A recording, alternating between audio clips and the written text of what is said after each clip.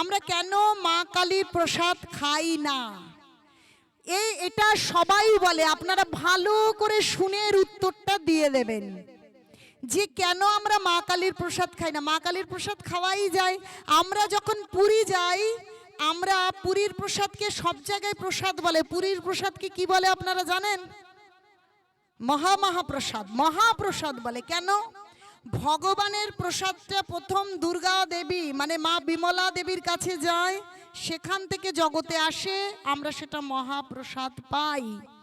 দেখুন, কোন দেবদেবী শুধু খাবার তার সামনে দিলে তিনি খান না, কারণ মা হচ্ছে দুর্গাই বলুন, কালী বলুন, ওনারা হচ্ছেন শ্রেষ্ঠ বৈষ্ণবী, শ্রেষ্ঠ ভক্ত। আমরা সাধারণ ভক্ত হতে পারিনি, ভক্তিপথে চলছি। আপনারা একটা খাবার এনে দেন তো দেখি খায় কিনা। আমার তো মনে হয় যে এখানে সর্বজুনিয়র ভক্ত আছে, ওকে দিলেও খাবে না। তাহলে আর মা হচ্ছেন ভক্ত শ্রেষ্ঠ, শ্রেষ্ঠ বৈষ্ণবী।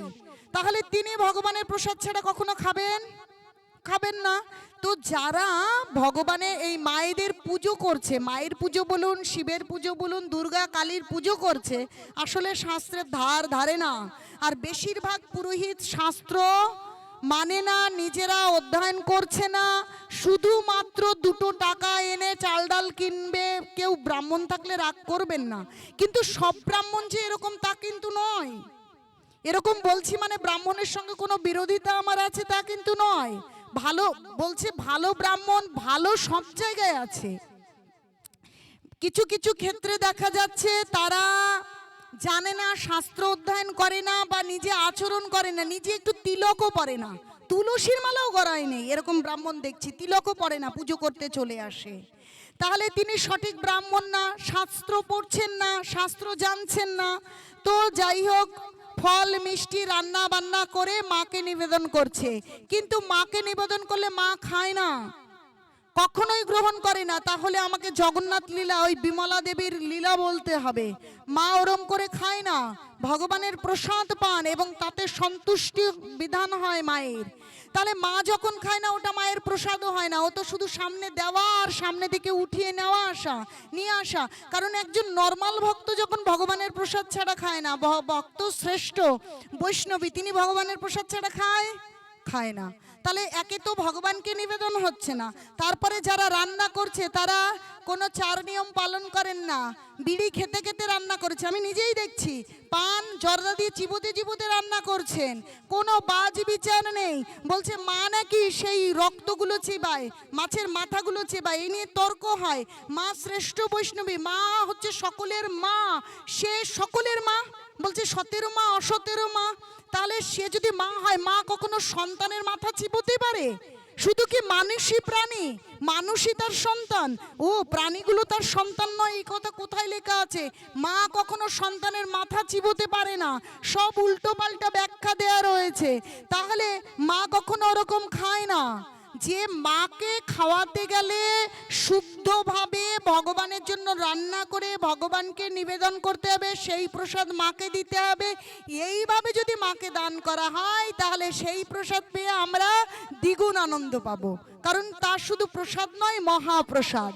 কিন্তু দুঃখের বিষয় এই যে এই আসলে যেভাবে মায়ের পুজো হচ্ছে, এই সমস্ত বিধিবিধান কিচ্ছু পালন করা হচ্ছে না। সামনে শুধু মায়ের পুজো, আর পেছনে যা হচ্ছে আমার থেকে আপনারা ভালো জানেন। তাই সেই মায়ের প্রসাদ কি করে খাবো বলুন তো? কি খাওয়া যায়? মা তো গ্রহণ করছে না, তাই মায়ের প্রসাদ আমরা কখনো খাই না। আর আমরা অন্যরা ভাবে, এই যারা গৌড়ীয়, যারা ইস্কন ভক্ত, তারা মায়ের পুজো করে না, তারা শিব পুজো করে না, দেবদেবীর পুজো করে না। তারা কেউ জানে না যে তারা একদিন দুর্গা পুজো করে, তাই তো প্রভু, একদিন কালী পুজো করে, একদিন শিব পুজো করে। কিন্তু আমরা অনন্ত কোটি দেবদেবীর পুজো, যতবার ভগবানের পুজো করি ততবার তার পুজো করছি, ততবার তাকে ভোগ লাগাচ্ছি, ততবার তাকে ভগবানের প্রসাদ নিবেদন করছি। তাহলে তারা জানে না, তাই তাদের মন গড়া ভাবে আমাদেরকে আপনাদেরকে এইভাবে বিরক্ত করছে। কিন্তু আপনারা যে ভোগ লাগান তখন জানেন না ভগবানের যখন প্রসাদ হয়ে যায় দ্বিতীয়বার ভোগ লাগান না আপনারা, ভগবানকে নিবেদন করতে হয়। দ্বিতীয়বার যখন নিবেদন করতে হয় তখন বলতে হয় না গুরু মহারাজ বা প্রভুপাদ, যারা আশ্রয় নিয়েছেন এখনো দীক্ষা হয়নি, প্রভুপাদ আপনি ভগবানের সমস্ত পার্ষদ আচার্যবৃন্দ গুরুবর্গ অনন্ত কোটি দেবদেবীকে দিন, আপনি পান, তারপরে আমাদেরকে কৃপা করুন, মহাপ্রসাদ দিন। তাহলে অনন্ত কোটি দেবদেবীকে দেওয়া হচ্ছে। আমরা যে প্রতিদিন শুধুমাত্র সরস্বতী, শুধুমাত্র লক্ষ্মী পুজো নয়, যত দেব দেবী আছে সমস্ত দেব দেবীকে ভগবানের প্রসাদ নিবেদন করছি, তারা সেটা জানেই না। আরে একটা কালী একটা দুর্গা পুজো করব, কিন্তু অন্য অন্য দেব দেবীরা কি করেছে? আরে প্রথম তো শ্বাস বাতাস প্রয়োজন, বাতাসের দেবতাকে পুজো করে। জল প্রয়োজন, জলের দেবতার পুজো করে। তাহলে শুধু দুর্গা শুধু শিব পুজো করব, বাতাসের দেবতা যদি বলে বাতাস দেব না, বাঁচেন তো দেখি 5 মিনিট, বাঁচা যাবে? তাই বলছে কৃষ্ণ ভক্ত হয় চতুর, সে বোকা নয়, সে জানে সমস্ত দেবদেবী। তাই ভগবানের ভক্ত হয়, ভগবানের সেবা দেয়, আর সেই ভগবানের প্রসাদটা সমস্ত দেবদেবীর উদ্দেশ্যে দিয়ে সবাইকে সন্তুষ্ট করে। তাই তো বলছে যস্মিন তুষ্টে জগৎ তুষ্ট, ভগবানকে সন্তুষ্ট করছে, তাই তার ভগবানের ভক্ত সমস্ত দেবদেবী সন্তুষ্ট হচ্ছে।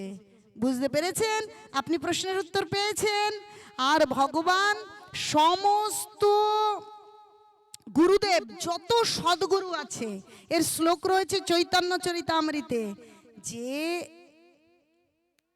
কৃষ্ণ গুরু রূপ ধরি শিষ্যেরে করেন কৃপা।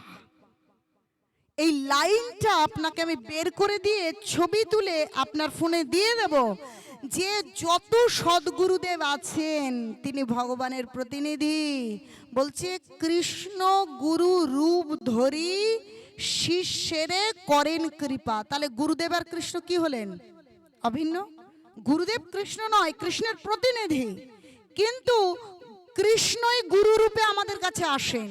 তাহলে এই জগতে কত সদ্গুরু আছে আর তাদের কত শিষ্য আছে কি? তাকে তাহলে যিনি প্রশ্ন করেছেন এইবার তাকে গণবার ডিউটিটা আপনি দিয়ে দেবেন। বুঝতে পেরেছেন? প্রশ্নের উত্তর ক্লিয়ার হয়েছে আপনাদের? হয়েছে? অসুবিধা আছে আর কোনো? তাদের সঙ্গে তর্ক করবেন না। যারা এরকম ভক্ত আছে শুধু বিতর্ক করে আপনার সময় নষ্ট করে, দেখেন সময় খুব কম, কখন যে কার স্ট্রোক আর কি হার্টবিট থেমে যাবে আমরা কেউ জানি না। তাই যখন দেখবেন ভক্তি জীবন তার উদ্দেশ্য নয়, বিতর্ক করে আমাকে নাজেহাল করে আমার মূল্যবান সময় নষ্ট করাই তার উদ্দেশ্য, তাহলে আস্তে আস্তে হরে কৃষ্ণ বলে কি চলে আসুন, দরকার নেই। বলছে যে মায়াবাদী কর্মনিষ্ঠ কুতার্কিকগণ নিন্দুক পাষণ্ডী যত পড়ুয়া অধম, সে সবারে প্রেমবন্যা ছুঁইতে নারিল, তারা সব মহাধক্ষ ধাইয়া পলাইল। কারা কারা ধাইয়া পালাবে? তারা কখনো ভগবানের প্রেম পাবে না। মায়াবাদী কর্মনিষ্ঠ কুতার্কিক, কখনো কুতার্কিকের সঙ্গ নয়। নিতাই গৌর সীতানাথ প্রেমানন্দে হরি হরি বল। वंशा कल्पतरुभ्यश्च कृपा सिन्धुभ्यो एव च पतितानां पावनेभ्यो वैष्णवेभ्यो नमो नमो। अनंत कोटि वैष्णव वृंद की निताई गौर प्रेमानंदे हरि हरि बोल।